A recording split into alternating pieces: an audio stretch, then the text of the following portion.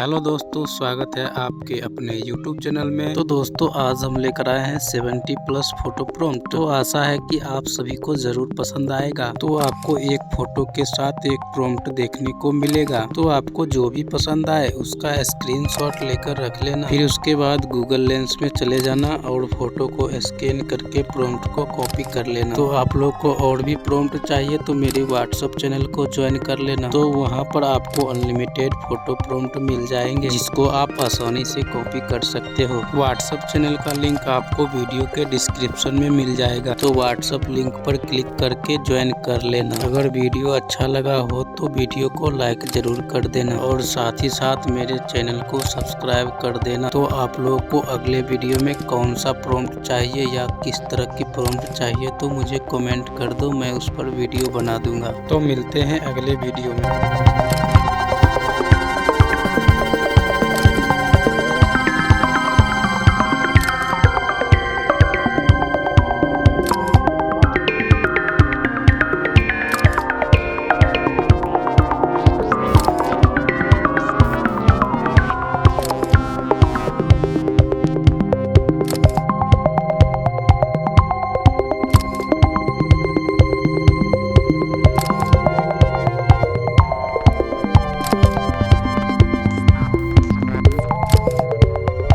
अगर आप लोग को कोई भी दिक्कत हो मुझे कमेंट कर दो तो मैं उसका रिप्लाई ज़रूर दूंगा।